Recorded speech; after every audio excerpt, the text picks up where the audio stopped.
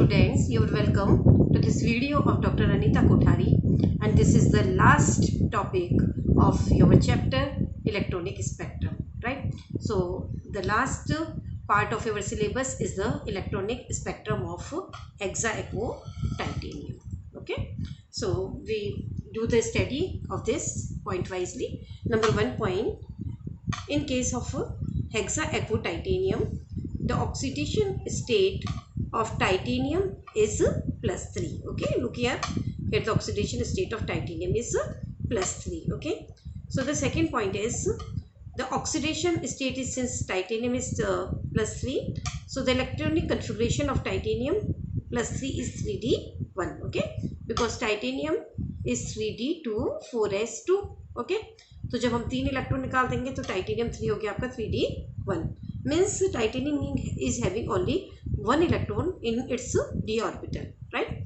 Now it is an octahedral complex. यह एक अष्टफलकीय संकुल होता है और इसीलिए इसमें जो स्प्लिटिंग पैटर्न होता है वो इस तरह से होता है कि जो 5 डिजेनरेट ऑर्बिटल होती है, this get split up into 2 parts, that is T2g of lower energy and Eg of higher energy. Okay, this unpaired electron is present in T2g orbital, which get excited into Eg orbital by the absorption of light. Okay, means the transition of electron takes place from T2g to Eg orbital, right? So during this transition it absorbs energy from visible region where the value of lambda is 5000 angstrom, है ना. जब ये electron का संक्रमण होता है तो ये विजिबल रीजन से ऊर्जा का अवशोषण करता है जिसकी तरंग दैर्ध्य है 5000 एंगस्ट्रॉम है, राइट. या आप ये इसके कन्फिग्रेशन को लिख सकते हो T2g1 Eg0 and here it is T2g0 and Eg1. Okay, now what happens, the color of the light absorbs is yellow green in light. इसका जो रंग होता है जो ये अवशोषण करता है ऊर्जा का, वो होता है पीली हरी लाइट का ये अवशोषण करता है, राइट. और आपको मैंने ये बताया था अपने पहले भी वीडियो में कि जो किसी भी कंपाउंड का कलर क्या होता है, वो जो लाइट को रिफ्लेक्ट करता है, क्योंकि जो वो रिफ्लेक्ट करता है वही हमें दिखाई देता है, क्योंकि इसने क्या करा है, येलो ग्रीन लाइट को एब्जॉर्ब किया है. ओके, तो जो कलर ये रिफ्लेक्ट करेगा वो हम क्या कहते हैं, उसका कॉम्प्लीमेंट्री कलर क्या कहलाता है, वो उसका पूरक रंग, राइट. तो जो ये लाइट रिफ्लेक्ट करती है वो होती है blue and red colour. Okay, तो ब्लू और रेड कलर यानी नीला लाल रंग मिल करके इसको देता है वॉयलेट कलर यानी बैंगनी colour. So the colour of this complex is violet. इस संकुल का जो रंग होता है वो बैंगनी होता है. Got it.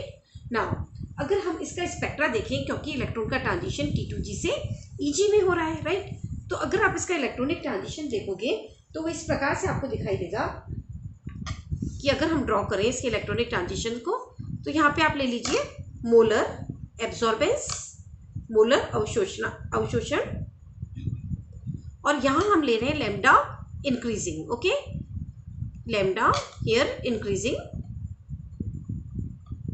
राइट. और यहाँ पर हमने लिया है वेव नंबर जो कि इस डायरेक्शन में जा रहा है. ओके, तो आप यहाँ क्या नोट करेंगे कि यहाँ पे जैसे जैसे इधर लैम्डा की वैल्यू बढ़ रही है, और हम लैम्डा ये ले लेते हैं एंगस्ट्रॉम में. ओके, एंड वेव नंबर जो हमने लिया है वो लिया है सेंटीमीटर इनवर्स में. ओके, तो जैसे जैसे यहाँ पर लैम्डा की वैल्यू बढ़ती जाती है, ओके, और इस डायरेक्शन में आप ये देखोगे कि वेव नंबर इधर कम हो रहा है ना. तो we get a broad hump in this way. एक हमें चौड़ा हम्प मिलता है.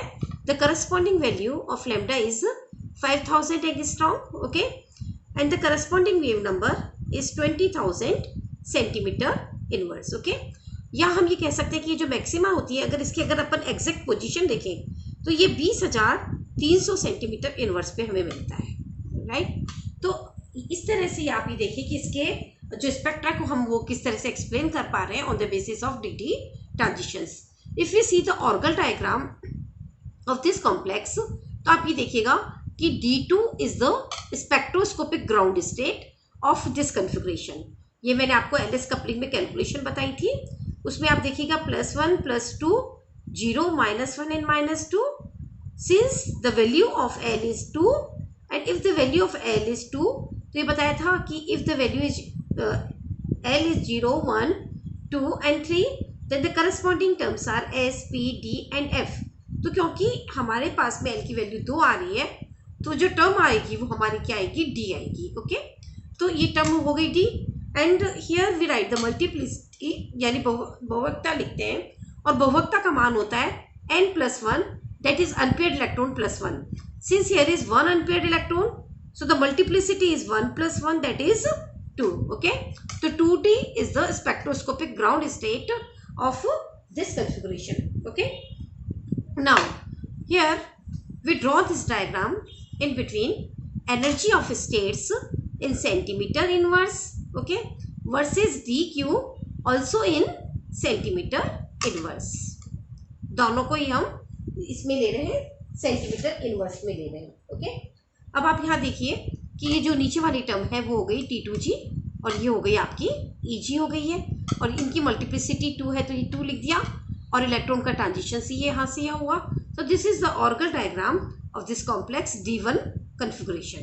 Okay, now there are 3 important point of the spectra which we must know are: number 1 is its position. First point क्या है, इसकी पोजीशन. इसके स्पेक्ट्रा की 3 खास बात है, और वो है एक तो इसकी पोजीशन, राइट. तो इसकी जो पोजीशन आ रही है वो आपकी देखिए कि वो आ रही है, इसका लैम्डा जो मैक्सिमम जहाँ ये एब्जर्व कर रहा है वो है 20,300 सेंटीमीटर इनवर्स पे, राइट. और ये जो एनर्जी है, ये गैप किसके बीच में हुआ, आप ये देखिएगा, ये गैप है T2G और EG के बीच में. Okay, so this energy gap is known as del, है ना. इसे हम क्या कहते हैं, डेल कहते हैं. तो हम क्या कहेंगे कि इस कॉम्प्लेक्स के लिए जो डेल O है उसका मान हो गया 20,000 सेंटीमीटर इनवर्स. ओके, अब आप ये देखिए कि अगर हम लिगेंड को बदल देंगे तो डेल की वैल्यू भी क्या होगी, बदल जाएगी, है ना.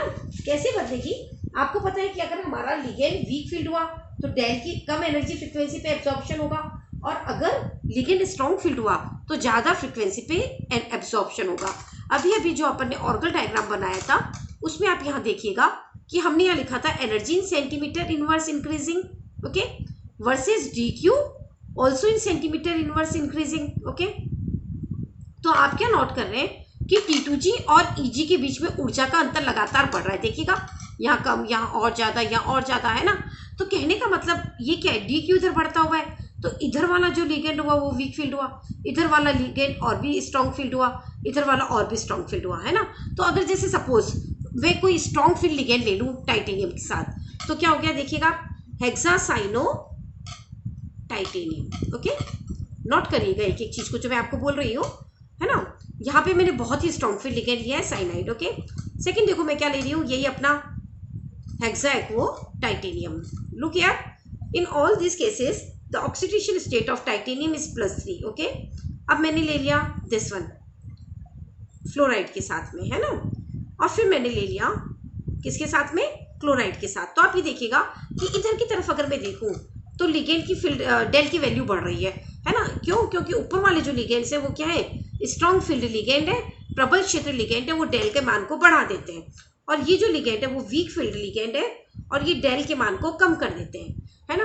तो ये देखिएगा कि अगर अभी मैंने आपको बताया कि इसकी जो एब्जॉर्प्शन फ्रिक्वेंसी थी वो क्या थी, 20,300 सेंटीमीटर इनवर्स पर ये एब्जॉर्प्शन करता है, राइट. तो ये इसके अवशोषण की आवृत्ति है, क्या है, एब्जॉर्प्शन फ्रिक्वेंसी,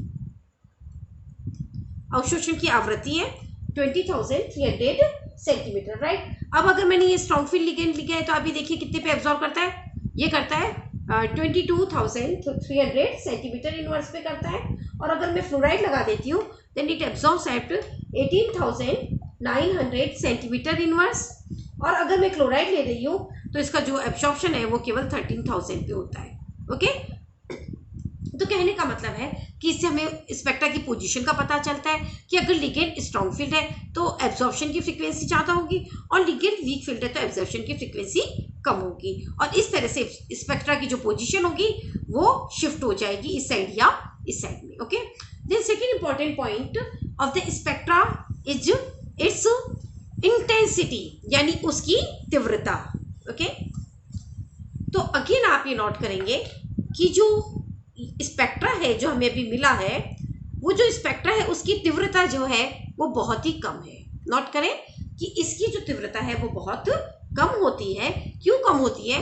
क्योंकि हमने पढ़ा था लेपोटे सिलेक्शन रूल, और वो ये कहता है कि D transitions are forbidden in octahedral complexes. यानी जो लेपोटे सिलेक्शन रूल है वो हमें ये कहता है कि अष्टफलकीय संकुलों में डी संक्रमण नहीं होना चाहिए, है ना। और फिर भी ये संक्रमण होता है, या ये हम कह सकते हैं कि this transition is Laporte forbidden transition. क्या वर्ड बोला मैंने? ये सिलेक्शन रूल मैंने आपको बताया था इस स्पेक्ट्रा वाले चैप्टर में। फिर से ये आप उसे देखिएगा तो आपको ये याद आएगा कि ये जो डी संक्रमण है वो लेपोटे वर्जित संक्रमण होते हैं, और इसी वजह से इसकी तीव्रता बहुत ही कम होती है, right. And third and important point is the broadness of the band. तो आपने ये नोट किया था कि जो डी ट्रांजिशन से हमें बैंड मिला इस कॉम्प्लेक्स का, दैट बैंड इज ब्रॉड, है ना, काफी चौड़ा होता है ना। इट इज नॉट शार्प, ये शार्प नहीं होता, ये चौड़ा होता है।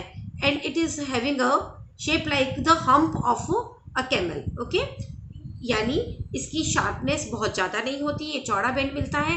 Again the reason is that this band is Laporte forbidden, right. So this is all about the electronic spectrum of hexaaqua titanium 3 complex. और इस तरह से हमने ये अपना चैप्टर कंप्लीट किया है। And this chapter is of electronic spectrum of transition metal complexes, okay. Thank you, hope आप इसे अच्छे से पढ़िएगा। और जो नेक्स्ट वीडियो आएगा उसमें मैं आपको इस चैप्टर से रिलेटेड जो क्वेश्चंस आंसर है वो मैं आपको सॉल्व कराऊंगी। आप सारी वीडियो को ध्यान से पढ़िए और फिर उनको सॉल्व करिएगा, ओके। Thank you.